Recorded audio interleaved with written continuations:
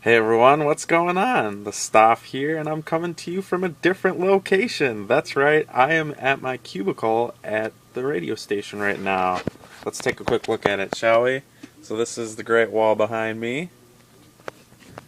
This is my desk, and all my geeky stuff. Woo! That was fun, wasn't it? So, tonight, I'm here to talk about something special. This right here, Spider-Woman #5. Now, I've been letting you guys down. I've promised you in the past movie, TV, music, and comic conversations, and well, been lacking a little bit on the comics. My original plan was to do conversations on series kind of as I was a little bit more through them, maybe talking about certain arcs as opposed to just single issues, because not everybody has the opportunity to follow stories issue to issue. I know this from past personal experiences. And so I figured that I would talk about things more or less like series slash story arcs rather than just issue for issue. But this is a special case. This right here is a very good issue that is worth talking about, and it's the start of a new arc. So I guess in a way that kind of ties in, kind of fits in with it. So let's talk about this. I started reading Spider-Woman probably August of last year. Yeah, I think it was either August or September 2015. That's when things started to change up for her. Marvel started a new ongoing series for her back in like May or June. I think it was May. And it was tied in with the Spider Island story at the time. And so that was a poor way to start off a series, just to kind of start off a brand new ongoing series with an event tie-in right away. It's not a good way to get readers involved and interested in your stories. So I feel like the series really started with issue #5. She had a new outfit, a new costume, which is what she's wearing right here in this one.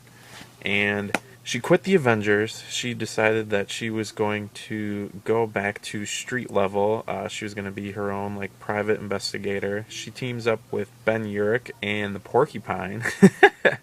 And they kind of go on their own little adventures. It was such a good series. It was such a fun series. I like comic series that are serious at times, but at the same time, I like the ones that have their serious moments but know how to have fun as well. And this one definitely has it, and it definitely has the heart. The characters are so fleshed out, and it makes you care about them. Like a character like Porcupine, he's a D-level villain, and you care for him and you're invested and you want to know more about him. It was just so good. And then Secret Wars happened, and there was a big break.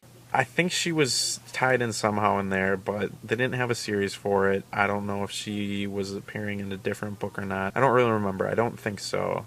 But I feel like she was, because the way that first arc ended, Black Widow and Captain Marvel called her back to the Avengers because of the Secret Wars. I don't remember ever seeing her in it, so yeah, I don't know what was up with that. They started it back up again. Marvel likes to do this with their books. They go for a few issues and then they decide we're going to restart everything and renumber everything, which doesn't make sense to me. So there was another #1, which I guess that's a way to kind of even out the storylines and the different arcs, I guess, but I don't know. I don't really agree with it. The series picked up again after Secret Wars with a new #1, 8 months later, and this was the big thing. Jessica Drew, aka Spider-Woman, was pregnant.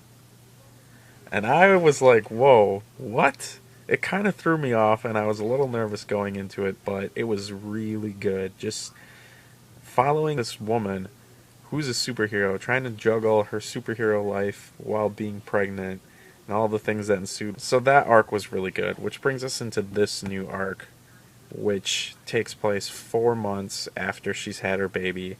She's struggling with being a single mom, and she's struggling with not knowing if she wants to go back out and be a superhero again. She wants to, but she just doesn't know if it's the best decision because of her newborn child. This issue had so much heart, and it was so good. It was so good. I can't even tell you. The art is always phenomenal. The art by Javier Rodriguez.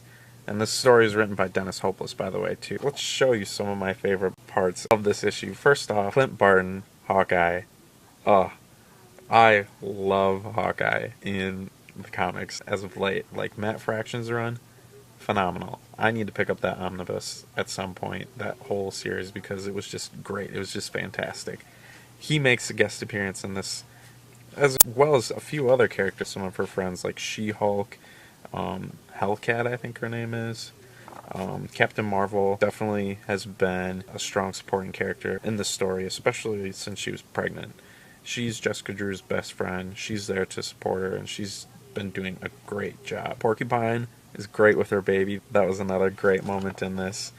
But my favorite part of the story is when Jessica Drew's friends decide to drag her out. She needs to have a night out. She needs to get out of the apartment. So she leaves her baby with Porcupine. He's the babysitter. And they go out, and just the way that this is set up, it's just perfect. There's no dialogue at all. They use speech bubbles with emojis to convey what's going on, the conversations, what the characters are feeling. And it is great. They're all talking about the typical stuff that superheroes would do when they decide to go out. One's talking and thinking about drinking, another eating. Hawkeye is there as well, and he's just there hitting on the ladies.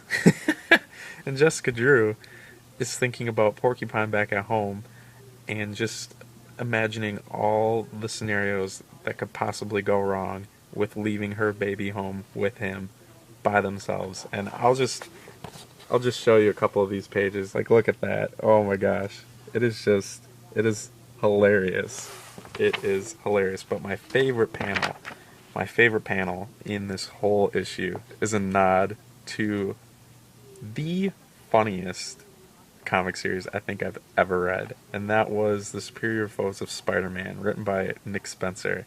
And it follows the new Sinister Six, led by Boomerang. It's a bunch of like C and D grade villains, and the funny thing about it was they call themselves the Sinister Six, but there's only 5 of them, and you can just imagine where it goes from there. It was the funniest comic series I think I've ever read. I highly recommend it. But they make a nod to that series right here. You got Boomerang, you got Speed Demon up there in the corner, Beetle, Shocker, and they didn't have, what was his name? It was like Hard Drive, I think. They're not all there. Most of them are there. 4 of the 5 are there. I don't know why they didn't have him on there. Now looking at this. But, it's just hilarious. Hilarious. I loved it. And going forward, I'm really curious to see what they're going to do with this. How she's going to juggle being that single mom and being a superhero again. It's such a great book, and the fans have been asking for it for the longest time, and they're finally getting it. Decent solo series books with women in the Marvel Universe. I mean, I'm going to be honest with you. The majority of the series that I read, the protagonists are women. I think the only books that I'm reading right now where the lead is a man is Batman, obviously, and Spider-Man 2099. I think those are the only ones. The rest of them, all women. Spider-Woman, Spider-Gwen. Yeah, I kind of got the spider theme going on here, but they're good books. Black Widow. Yeah, just to name a few. And, I like good stories, and these stories, the creators behind them are passionate about them. They're giving us deep characters. They're giving us fun books, fun, enjoyable books, delving into the characters. It's more character-driven than action at times, especially Spider-Woman. Spider-Woman is definitely a character-driven book. Yes, there's great action sequences in it, and the artist has a fantastic way of drawing them out. But that's just the good popcorn moments. It's not the whole book. This is definitely a character-driven book. I highly recommend it.